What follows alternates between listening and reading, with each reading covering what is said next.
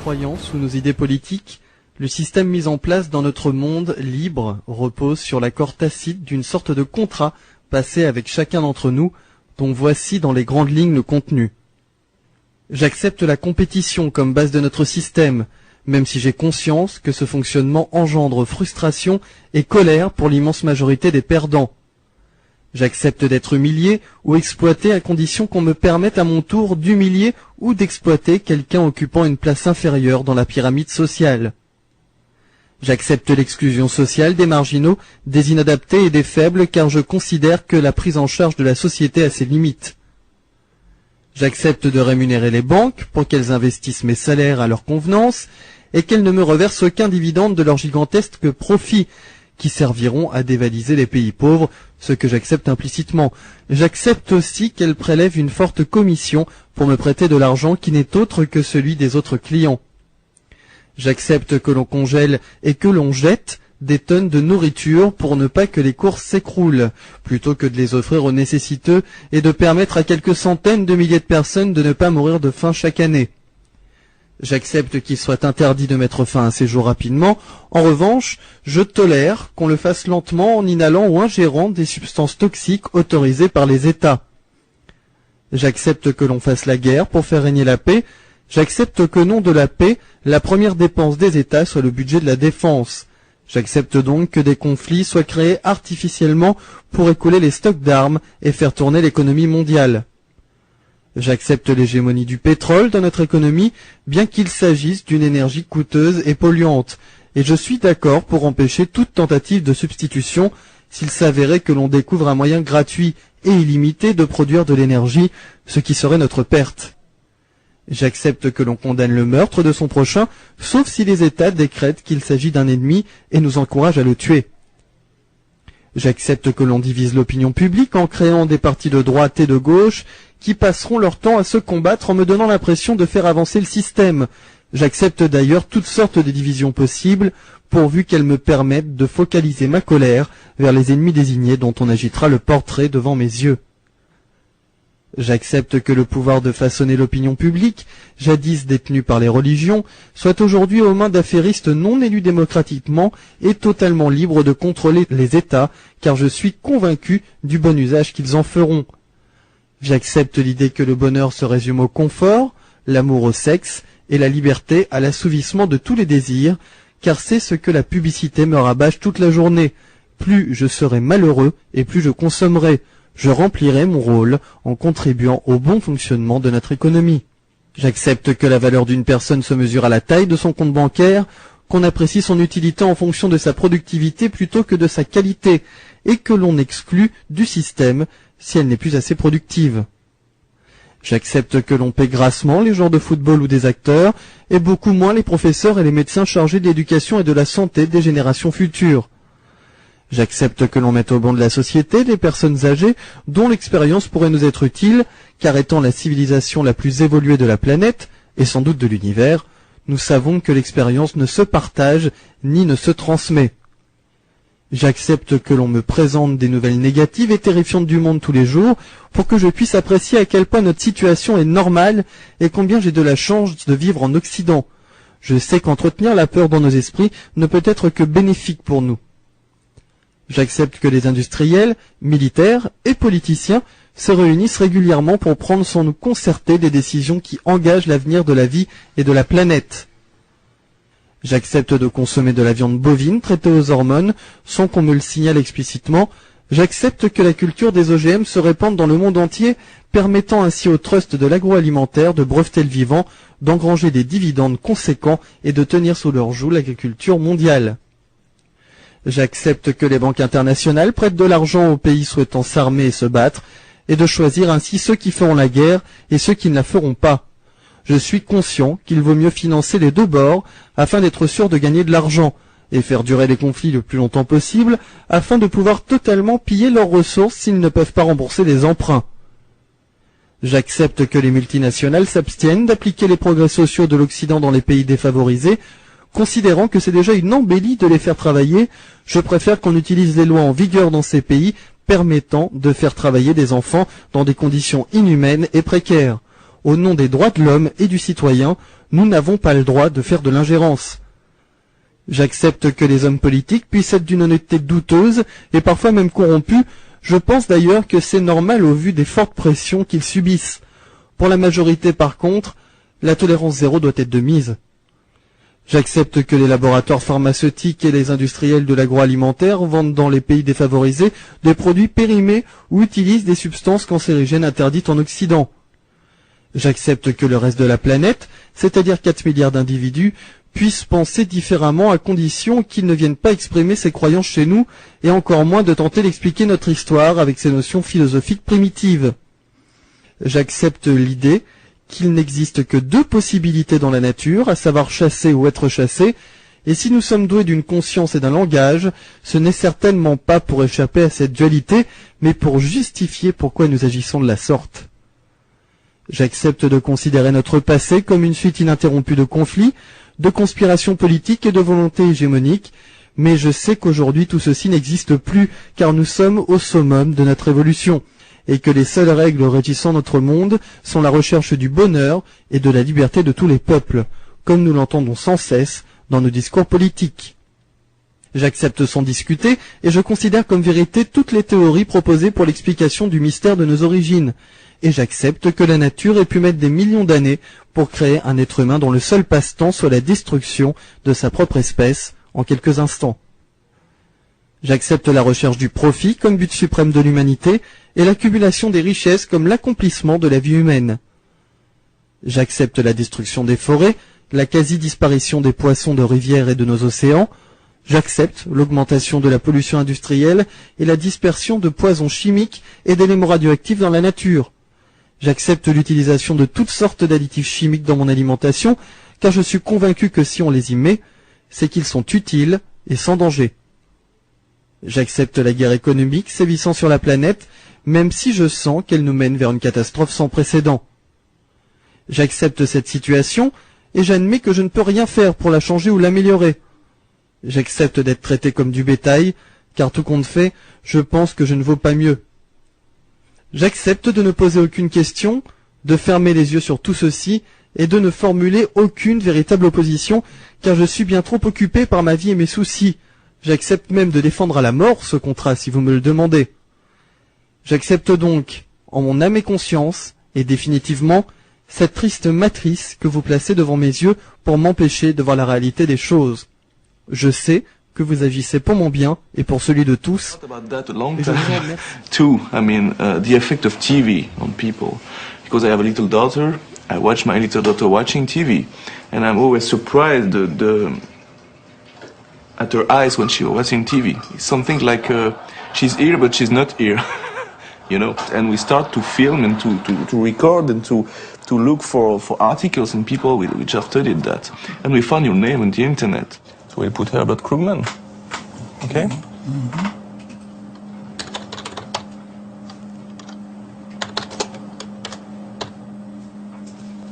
$239 documents. Wanna see one of them? What is this about? The hidden face behind advertising. Listen to that. The fact that TV is a source not actively or critically attended to was made dramatically evident in the late 1960s by an experiment that rocked the world of product advertising and forever changed the ways in which the television medium would be used. So to understand well, the research you did was paid by the advertising industry to understand the TV. Yes, yes. See, I was director of research for 2 advertising agencies for many years. And then when I went to General Electric as manager of public opinion research, that included evaluating their advertising. What did you discover? Oh, this is a long time ago. We hooked her up for brainwaves. We had her reading a magazine. And then we shoved the magazine, and we told her we would, and we'd put it on the television. And we'd go back and forth like that. So she's reading magazines, and we switched television right away. No more big waves, these tiny little waves. That right away tells you that whatever you have now, it's something less active. Print requires you to to pay attention. You have to pay attention. You can't read a book like this, you know, but you can watch television like this. And you can learn a lot from television like that, even if you're falling half asleep. Oh, yeah, talking about Bisodol or cigarettes. And some of the message is getting through. Maybe like this subliminal advertising, maybe you can sell things better by getting to people when they are half asleep. You know?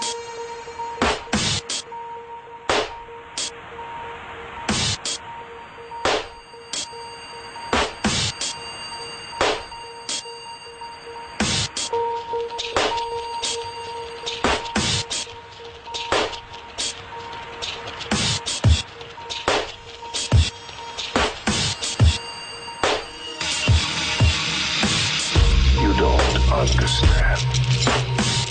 There's nothing hidden, no secrets. The formula works in so simple a way. What Bruno took was what it changed me. It only amplifies. Selon l'hebdomadaire Causeur, Carla Bruni Sarkozy serait enceinte. Un faux ou un tox?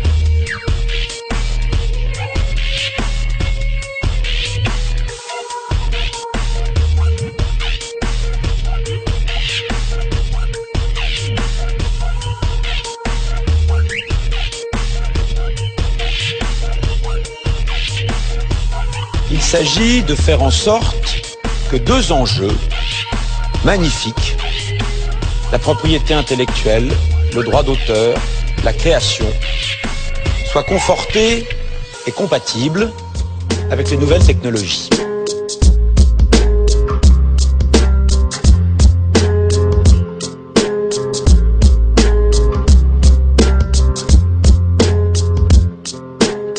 D'année 2 minutes, Sarkozy tente de rendre applicable le principe répressif de cette loi en mettant en place un système de répression massive sans passer par la justice.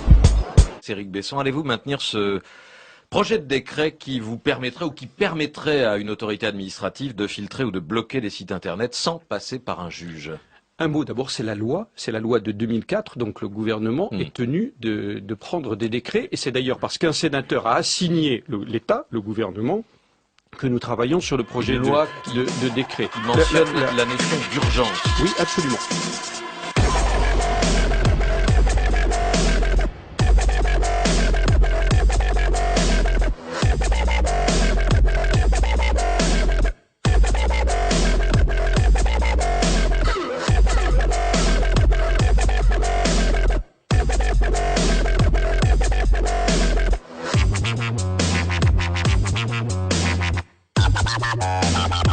You'd have someone's eye out with that.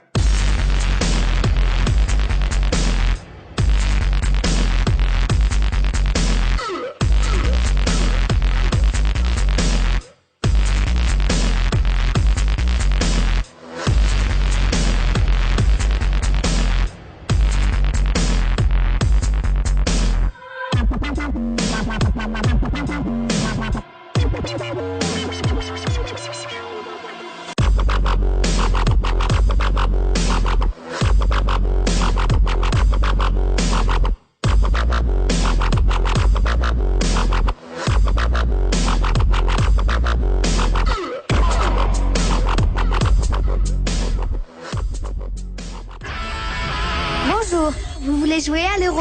Combien cet ordinateur multimédia? 500 €, 1500 € ou 10 000 €? Calculer en francs, c'est pas difficile, mais c'est bien plus beau de calculer en euros. 1500 €, bravo!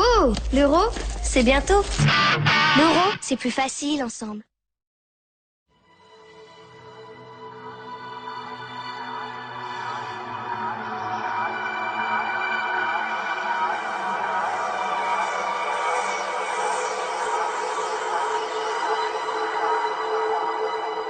You'll never want to stray through the dark, the dark, the dark, the dark, the darkness. Bon, vous savez que le générique d'un journal d'info, il doit suggérer l'angoisse, le suspense. Alors vous cherchez une musique de film qui fait peur. Par exemple, Les Dents de la Mer, c'est une bonne idée. Elle a été composée par John Williams en 75. Personne n'ira penser que vous êtes allé chercher votre inspiration de ce côté-là. Alors, dans la bande originale, il y a une mélodie qui est récurrente. Sachez la repérer. Écoutez bien.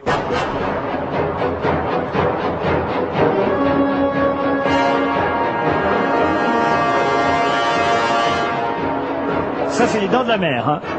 C'est ça.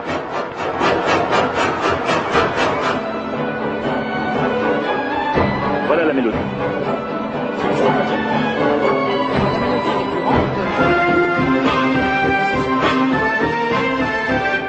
Voilà, vous isolez ce passage, vous coupez les premières notes et vous changez un petit peu la tonalité, vous montez de 3 demi-tons. On écoute ça.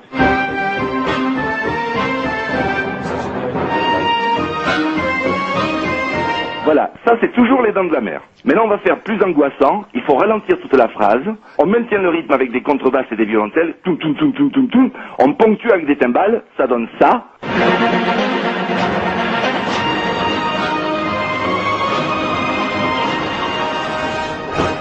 Voilà, là il y a bien le mélange des deux. Il y a un peu le Dents de la Mer et un petit peu les violons qu'on a fait monter. On baisse les cuivres, on monte les cordes, on fait une accroche avec un crescendo de violon, et puis surtout du volume, il faut que les murs tremblent de peur. Ça donne...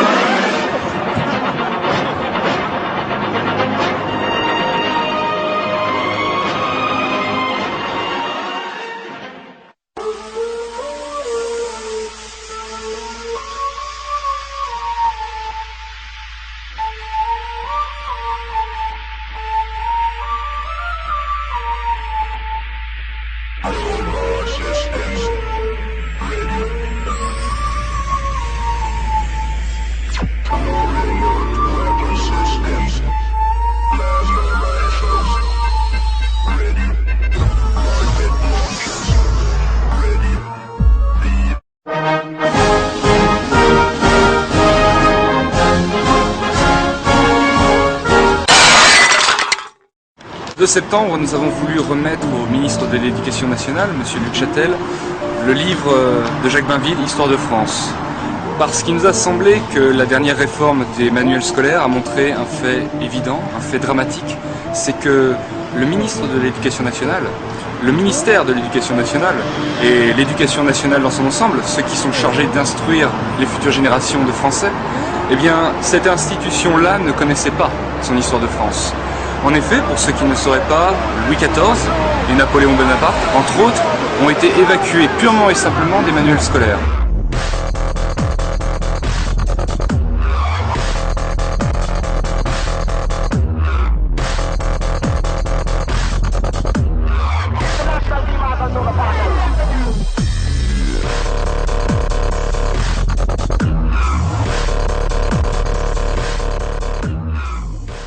Je pense que d'en arriver là, à un moment, j'aimerais bien que de temps en temps, sur les grandes chaînes, à des heures comme ça, on voit des gens, je sais pas, brillants, qui nous inspirent quelque chose, qui ont un truc de plus que nous, qui nous filent envie de comprendre des trucs sur le monde, sur ce qu'on est. De mettre en scène comme ça le discours abscon et la médiocrité, ça me saoule. Voilà. Ah bon, ça, vous allez redire quelque chose, Marie-France? No comment. Ouais. Chantal? C'est pas tellement fait pour être commenté, ceci. Non, non, mais en même temps, c'est un peu sec, quoi.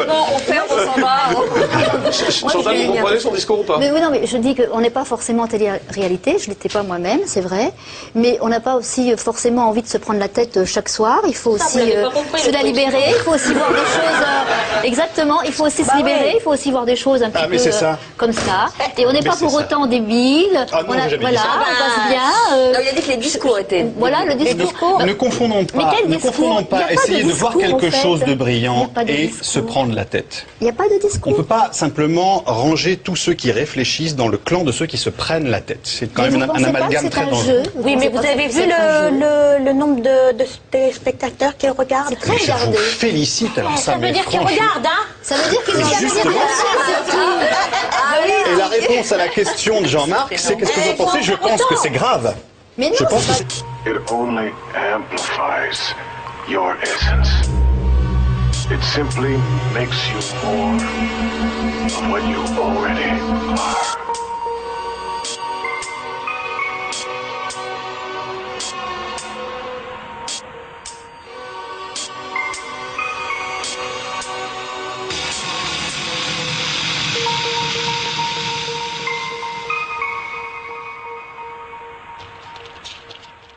Les Français sont les champions du monde de consommation d'antidépresseurs. En 15 ans, la prise de ces médicaments a augmenté de 60% dans l'Hexagone. Alors les Français sont-ils vraiment déprimés? À quoi servent les antidépresseurs? Et y a-t-il des risques à prendre ces médicaments? L'enquête du jour.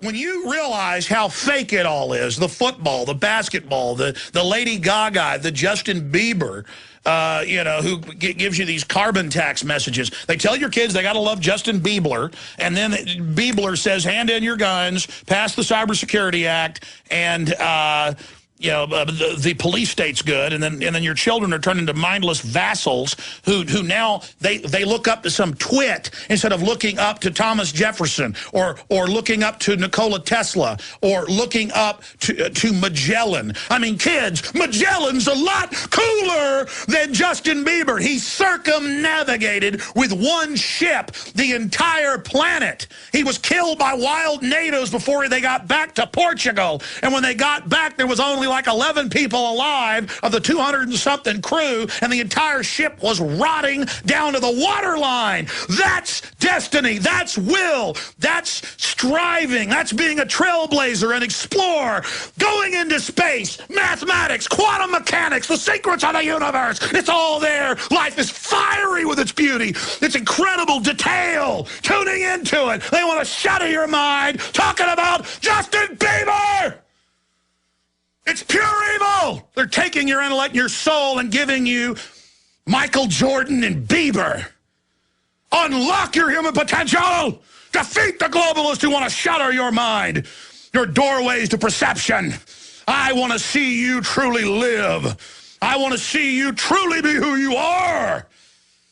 I don't want my progeny who's coming, my unborn grandchildren and great-grandchildren, to live in this nightmare system these control freaks have created, where these wicked globalists are so threatened by human potential, they poison the water, the vaccines, the food, to turn us into a bunch of slugs, a bunch of lobotomized sloths so they can control us. It is a crime. It is the most jealous, envious, greedy, hateful, sickening thing the New World Order does, and that's why I am so pleased to be committed in the fight against them. That's why I don't care about my own life, except I want to continue to live to fight them. That's why I don't have fear.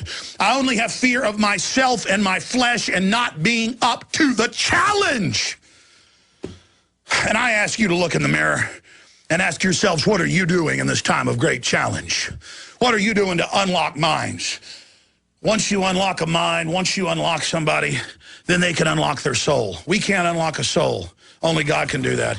But we can unlock minds. And once the mind is unlocked, once the intellect is turned on, then comes the discernment. Then comes the awakening of the soul. Then comes true enlightenment and empowerment. So the globalists seek to make you a bunch of jealous, stunted, weak, backstabbing, gibbering demons. All of us have the lower elements and the higher. We must strive for the higher. Stay with us!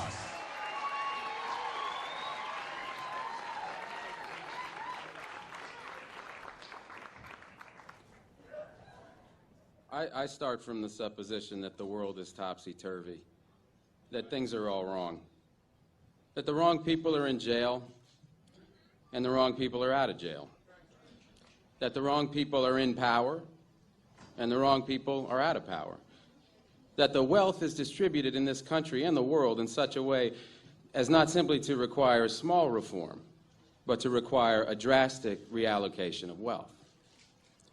I start from the supposition that we don't have to say too much about this because all we have to do is think about the state of the world today and realize that things are all upside down. Now, if you don't think, if you just listen to TV and read scholarly things, you actually begin to think that things are not so bad, or that just little things are wrong.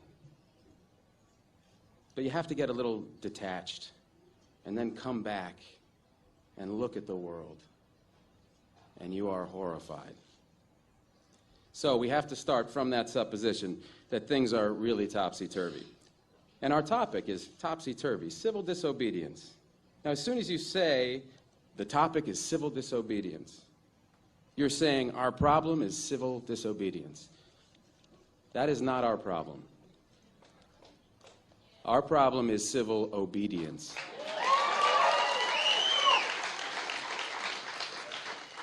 Our problem is the numbers of people all over the world who have obeyed the dictates of the leaders of their government and have gone to war. And millions have been killed because of this obedience. We recognize this for Nazi Germany. We know that the problem there was obedience, that the people obeyed Hitler. People obeyed. That was wrong. They should have challenged, and they should have resisted. And if we were only there, we would have showed them. Even in Stalin's Russia, we can understand that. People are obedient. All these herd-like people. Remember those bad old days when people were exploited by feudalism? Everything was terrible in the Middle Ages. But now we have Western civilization, the rule of law. The rule of law has regularized and maximized the injustice that existed before the rule of law. That is what the rule of law has done. When in all the nations of the world, the rule of law is the darling of the leaders and the plague of the people, we ought to begin to recognize this.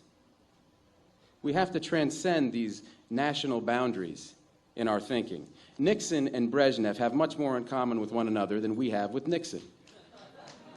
J. Edgar Hoover has far more in common with the head of the Soviet secret police than he has with us. It's the international dedication to law and order that binds the leaders of all countries in a comradely bond. That's why we're always so surprised when they get together. They smile, they shake hands, they smoke cigars. They really like one another, no matter what they say. What we are trying to do, I assume, is really to get back to the principles and aims and spirit of the Declaration of Independence. This spirit is resistance to illegitimate authority and to forces that deprive people of their life and liberty and right to pursue happiness. And therefore, under these conditions, it urges the right to alter or abolish their current form of government, and the stress had been on abolish. But to establish the principles of the Declaration of Independence, we're going to need to go outside the law, to stop obeying the laws that demand killing or that allocate wealth the way it's been done, or that put people in jail for petty technical offenses and keep other people out of jail for enormous crimes.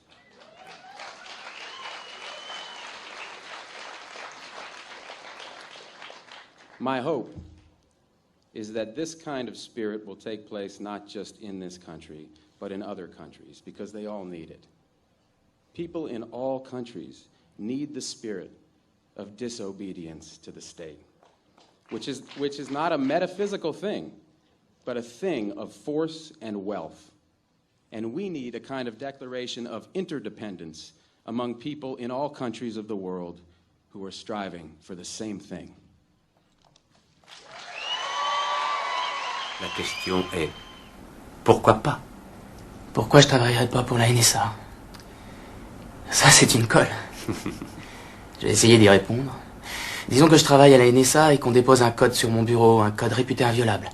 Mettons que je tente ma chance et mettons que je le déchiffre. Là, je suis très content de moi parce que j'ai bien fait mon boulot. Mais c'était peut-être le code de l'emplacement d'une armée rebelle au Moyen-Orient ou en Afrique du Nord. Et une fois qu'on a repéré le lieu, on bombarde le village où les rebelles se cachent. Et 1500 personnes que j'ai jamais vues, qui ne m'ont jamais rien fait, sont tuées.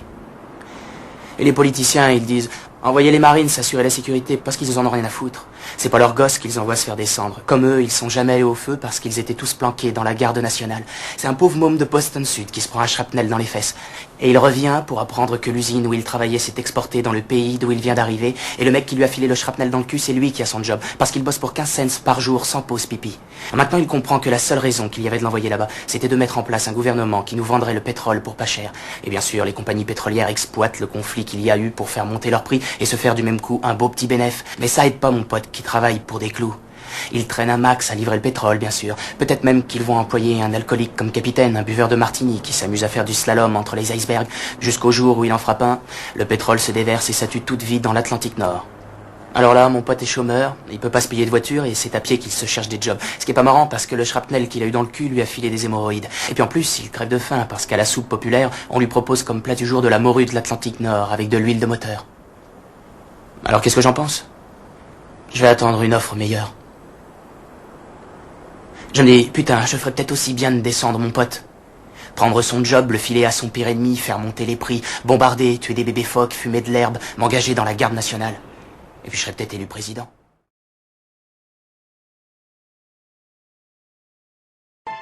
La matrice est universelle. Elle est omniprésente. Elle est le monde qu'on superpose à ton regard pour t'empêcher de voir la vérité. Vous vous dites qu'aujourd'hui, vous pouvez faire ce que vous voulez. Vous pouvez vous balader. Vous pouvez marcher, vous pouvez danser, vous pouvez souquer, donc vous êtes content. Mais je vous dis, sortez de la matrice, mes frères et sœurs. La matrice, on y est aujourd'hui. La matrice, on y est, on vous fait croire que vous êtes libre, mais vous êtes esclave. Comme tous les autres, tu es né enchaîné. Voilà, j'ai quitté cette porcherie, j'arrête de travailler. Hein, je sors du système, je dégage, enfin voilà, j'arrête tout. Voilà, je t'emmerde et je vous méprise tous. Ça va mieux, moi. Oui, ça va mieux parce que je ne crois plus en rien du tout. Le capitalisme, l'ultralibéralisme, l'hégémonie occidentale et notamment américaine sur le monde et la gestion américaine, en tout cas unilatérale du monde. Multinational corporations have no ethics. They will deal with the devil himself if they can make a profit. On a réduit la liberté au désir et le désir à l'acte d'achat. Qu'on nous vende du désir et qu'on nous propose un modèle dont on ne sera jamais acteur et seulement victime. Cette idéologie du désir que nous ont vendu les 68 arts comme une liberté et l'aliénation suprême, et en plus l'aliénation de la femme, c'est-à-dire c'est mettre une bagnole, un cul de gonzesse, un litre de lait, des nichons. Ce qu'il nous faut maintenant, c'est redonner à la France et aux Français le goût de réussir. Il y a une question qui n'est jamais posée là, c'est la finalité du travail. Qu'est-ce qu'on produit? Pourquoi on le produit? Donc effectivement, il est là le problème. Pourquoi les gens ils veulent aller travailler pour produire de la merde? Tous les intégrismes, le plus dangereux, à mes yeux, c'est l'intégrisme de l'argent. C'est tout à fait normal pour moi d'aimer l'argent et de tout faire pour en avoir le plus possible. Et comme on dit au Togo, lorsque l'argent parle, la vérité se tait. Mais je pense que d'ici 15 ou 20 ans, la façon dont notre putain de peuple occidental, il a consommé, il a fabriqué sa vie telle que nous on l'a fait jusqu'à maintenant, il va vers le mur. Si tout le monde réagissait comme toi, on serait foutu. On est foutu. Regarde autour de toi. On bouffe de la merde, on écoute de la merde, et en plus on est fiers de faire partie du rêve américain.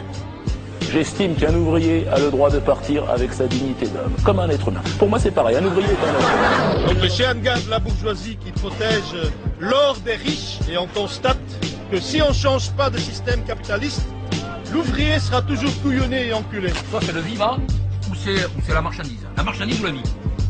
Ah ben voilà. La France qui travaille doit être encouragée, doit être récompensée. C'est parce que vous ne comprenez pas que ça paraît pas évident à tout le monde, que les gens ils n'ont pas envie d'aller passer leur vie à crever au boulot pour produire des trucs, pour rentrer dans une logique aussi merdique que ça. Actuellement, 2,5 millions de personnes gagnent moins de 800 € par mois. Ils sont techniciens de surface, hôtesses de caisse, opérateurs, animateurs. Je suis convaincu que le boulot dans ces entreprises est devenu stupide. C'est débile de faire travailler des gens au téléphone, de leur demander du rendement quand on fait Mais c'est le monde dans lequel on est. Tu détestes les commerçants, les banquiers, les publicitaires, les artistes, les intellos. Sportif. Ok, je suis un branleur. C'est vrai. Mais je l'assume, tu vois. Tu crois que c'est facile d'être un branleur? Il y a un fascisme anti-branleur. Tu savais ça? Non. Eh ben si, voilà, c'est comme ça. On veut nous obliger à avoir un but dans la vie. Et moi, j'ai pas de but dans la vie. Et c'est ça qui est dur. Et tu comprends ça les emmerde, tous. Le SMIC est aussi un coût. Finalement, si tu calcules qu'est-ce que ça coûte le RMI sur 100 ans à la société française, ça coûte même pas le 5e du trou qu'il y a eu du Crédit Lyonnais il y a quelques années et qu'on est tous en train de rembourser et qui a engraissé des pauvres. Nous croyons au travail, sans lequel on ne fait rien de sa vie. Pourquoi nous levons-nous tous les matins, n'est-ce pas? C'est dur, ils souffrent, mais ils continueront à se lever de la même manière, dans les mêmes dispositions, malgré les souffrances, s'ils restent accrochés à la même conception du bonheur. Machin, esclave chez l'un, esclave chez l'autre et compagnie, ça fait 10 ans que j'ai pas bossé, j'en suis fier. Hein, on a, je le répète, été sur un seul demi-salaire à 6, et on nous a dit bien entendu que ça serait impossible. Ça a été possible. On nous a dit que c'était impossible d'être autonome en électricité, c'est possible. Ne serait-ce que se renseigner, lire des trucs, discuter, aller dans des forums, et puis se passer le lundi au soleil, et puis revendiquer le droit à la paresse, c'est déjà un travail pour moi. C'est déjà important parce qu'on apporte sa pierre à une réflexion collective. La génération de nos parents a vendu son âme pour 200 chaînes de télé. Ils se sont fait piéger comme des cons et ça s'est pas arrangé. Cette mondialisation, qui enrichit-elle? Alors répondez-nous, Guy Sormand. Actuellement, elle enrichit plutôt les pauvres. Tais-toi. Non mais ne leur réponds jamais, ne parle pas. Mesdames et messieurs, bonsoir. Voici la météo du 21e siècle. Les températures vont augmenter de 4 degrés, le niveau de la mer va monter de 59 cm. De nombreux cyclones, tempêtes tropicales et canicules sont à prévoir. Bien sûr, parce que la solution la plus radicale préconise un arrêt de la croissance, certains mouvements écologistes, certains altermondialistes, complètement utopiques, injustes et inapplicables. Tous les gens qui fabriquaient des produits nocifs contre la santé des humains, des animaux et des plantes ont été jugés coupables de génocide et de crimes contre la planète.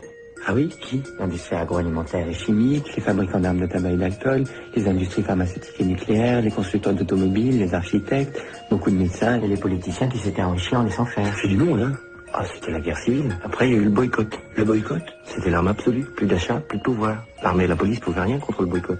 On peut changer les choses. C'est plus dur, c'est plus cynique peut-être. Parce que même les médias sont sous le contrôle de ces grosses sociétés qui gèrent les guerres. Mais il y a des individus qui prennent la parole. Il y a encore un espoir. Pour moi, la révolution, c'est pas un bain de sang. Ce serait une majorité de la population qui, en effet, arriverait enfin à se partager le pouvoir, à se partager les richesses, qu'il y a un discrédit total sur les alternatives politiques, j'en suis absolument convaincu. D'ailleurs, je suis né avec ça. Je veux dire, le bilan du stalinisme, en plus des millions de morts, c'est d'avoir discrédité durablement pour des générations entières l'idée même qu'une autre société que le capitalisme était toujours possible.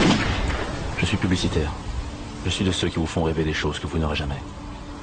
Ciel toujours bleu, nana jamais moche. Vous croyez que j'embellis le monde? Perdu. Je le bousille. Tout le monde ment, les médias mentent, enfin ils appellent ça des points de vue. Et non pas se plaindre en disant les médias soutiennent les plus puissants. C'est normal puisque les plus puissants contrôlent les médias. Une espèce de lobotomie cérébrale. Ce que je veux dire, c'est que grâce à TF1, vous êtes tous devenus complètement cons. Grâce à moi, les pages de pub durent plus longtemps que les films. Grâce à moi, un anorexique qui se nourrit en mangeant ses crottes de nez, c'est un débat de société. Vache folle, grippe aviaire, cancer. Les Français ont peur. Votez Nicolas Sarkozy. Nicolas Sarkozy en tête dans tous les sondages. C'est le meilleur, c'est évident. Je vois pas ce qu'on pouvait faire de plus pour son élection. Merde, on l'a mis partout, Sarkozy. JT, matin, midi et soir, le droit de savoir, 7 à 8, Arthur. Je n'ai jamais été christinocrète pour l'immigration zéro. Il faut déclarer comme objectif le quota zéro d'immigration. Incroyable. Je me demande comment on peut être contre Sarkozy quand on l'écoute. Et tout le monde est là. Qu'est-ce qu'il est fort! C'est la démocratie. Il n'existe pas, hein, c'est un concept grec pour remplacer les jeux du cirque.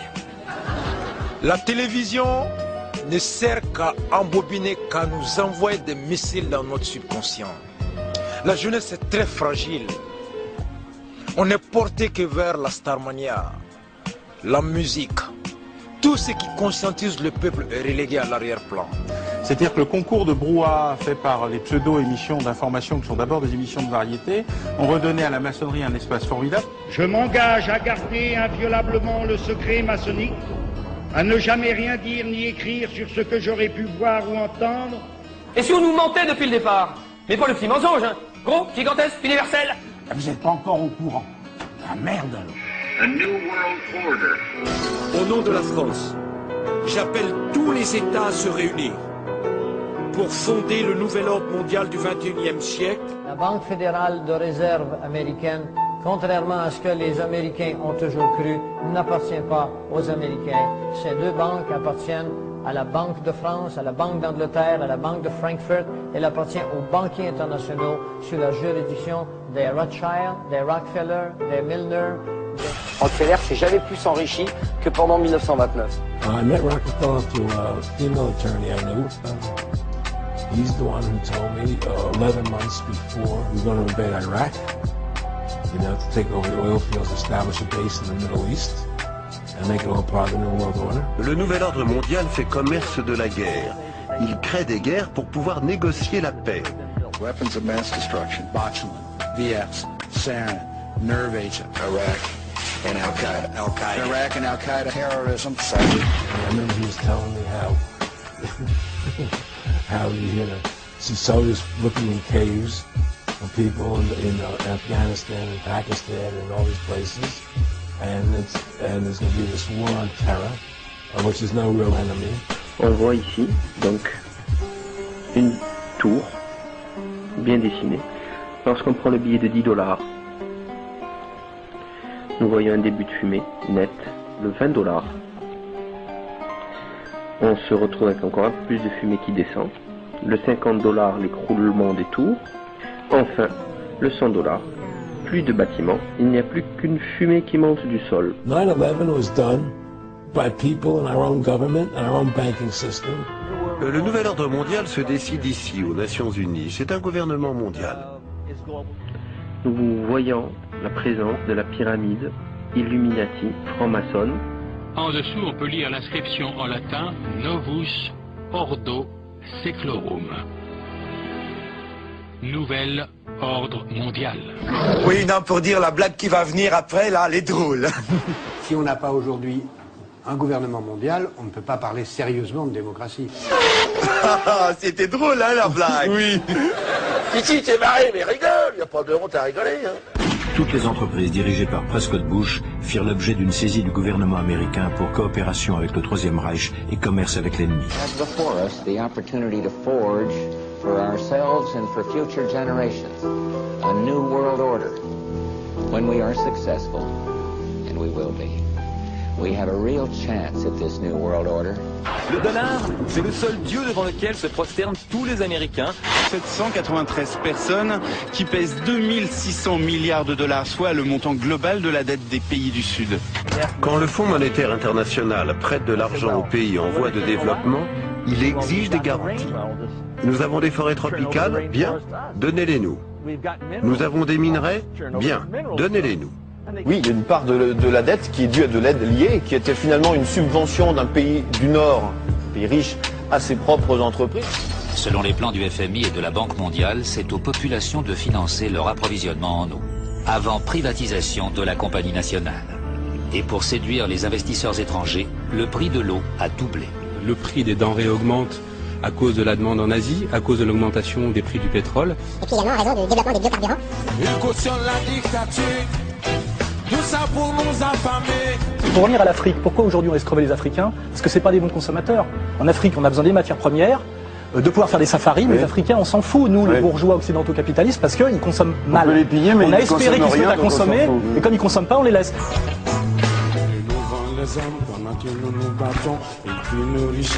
Aujourd'hui, effectivement, quand on aborde certains des sujets, t'as des corporations qui tombent sur la gueule, t'as t'as des lobbies qui s'inscrivent, qui font que maintenant on essaie de cadrer les humoristes. Par contre, comme toujours, dès qu'on dit un truc, voilà, c'est un problème. Le conflit israélo-palestinien, c'est pas un problème, faut pas le dire. Mais on dit juif sur France 3. Plus le système t'attaque, plus cela prouve que tu es sur la bonne voie. Oui, d'autant plus que juste les gens justement qui s'acharnent contre lui sont en train de montrer qu'il a raison de dire ce qu'il avait dit. Là, c'est pas un problème de liberté d'expression, c'est un problème d'antisémitisme. Mais dès que ça parle de l'islam, les noms, ça devient le problème central, c'est la liberté d'expression. Moi, j'imagine qu'il doit y avoir beaucoup de rebeux de France qui en ont un peu ras le cul de ces deux poids deux mesures pour tout. Je vois beaucoup de gens qui marchent, qui sont venus faire leurs courses aujourd'hui, aller au KFC, à aller acheter leur Nike. Ils ont raison, je l'ai fait à une certaine époque. Malheureusement, on le fait à une époque où le crime contre l'humanité... How you doing, sir? Can you tell us what went on at the Bilderberg meeting this year? Sorry? Could you tell us what went on at the Bilderberg meeting this year? I didn't get that, actually, no. The Bilderberg? You weren't there? No. Not this year. What went on last year? No, I wasn't there last year. I think that was my cousin. Your cousin was there? Yeah, I think so. Okay. Do you have a couple minutes for us, Mr. Rothschild? We had a few additional questions. I was asking a question inside of that was saying that the Federal Reserve was one of these organizations. It's one of these organizations that a lot of people say is the source of inhumane projects all across the world because it's a private bank that was started by your family. No, it's completely untrue. I was asked that earlier. It really isn't true. No. Jekyll Island? Jekyll Island, 1913, sir? But sir, just one thing, we could go on about how your family committed all these acts against society, but we just want to let you know the New World Order has no legitimacy.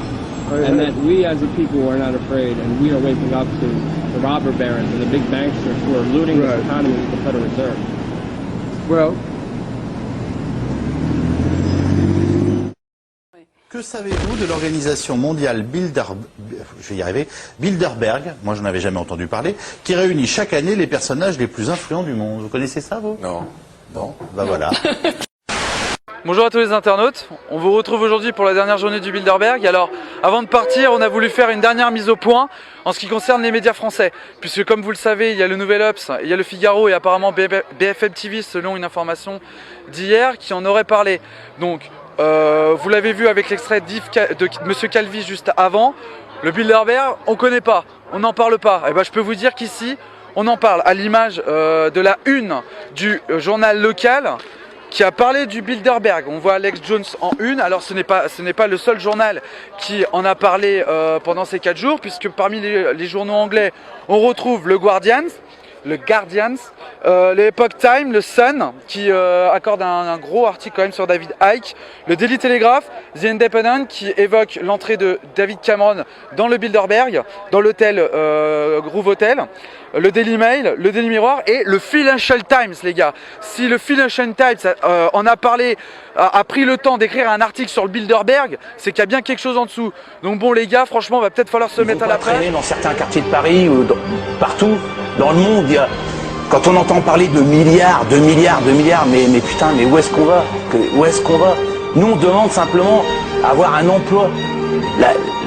La priorité d'un homme politique aujourd'hui, ça devrait être une obligation de donner un emploi, de donner la possibilité. Les hommes politiques, ce qu'on leur donne comme travail, c'est de nous donner la possibilité de travailler, de nourrir nos familles. Vous en êtes incapables.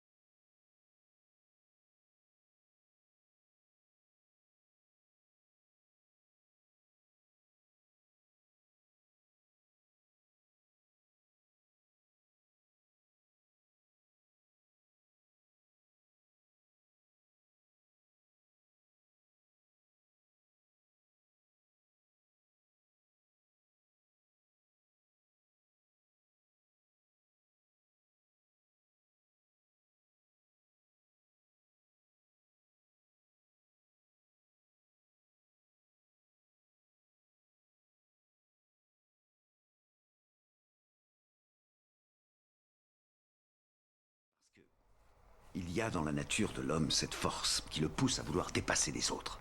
Parce que dès qu'un groupe se forme, dans un très bref délai, un chef en émerge. Parce que la plupart des gens ne sont heureux que quand ils peuvent consommer et acheter du neuf. Heureux? Tu penses que les gens sont heureux, Hardenberg? Hé, ouvre les yeux, sors de ta voiture de fonction et promène-toi dans la rue. T'as vu comme les gens ont l'air heureux? On dirait des bêtes traquées. Faut les voir le soir, ravachis dans leur fauteuil, blêmes et apathiques devant leur télé, en train d'écouter un zombie qui leur parle d'un bonheur qu'ils ne connaissent plus depuis longtemps. Balade-toi en ville. Et tu verras toute cette merde et cette masse de gens informes, parqués dans les magasins et programmés comme des robots pour se bousculer sur les escalators. Ils s'ignorent tous. Et chacun pense qu'il est à 1 centimètre du bonheur, bonheur qui restera pourtant inaccessible, parce que vous leur avez volé. C'est ça, la réalité, Hardenberg. Et tu le sais très bien.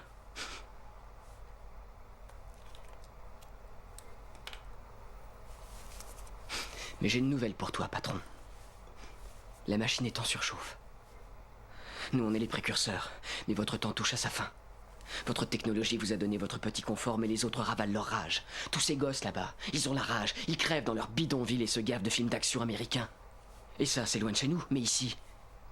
Les maladies mentales sont en hausse perpétuelle. Toujours plus de serial killers, de suicidaires, de violences gratuites. C'est pas avec du shopping ou des consoles de jeux que vous pourrez les endormir. Et les antidépresseurs finiront par ne plus agir. Les gens en ont plus que marre de votre système de merde.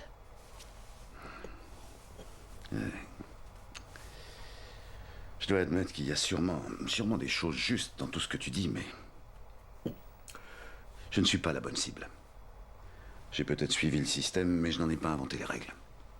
C'est pas celui qui invente le pistolet qui compte, mais celui qui appuie sur la détente.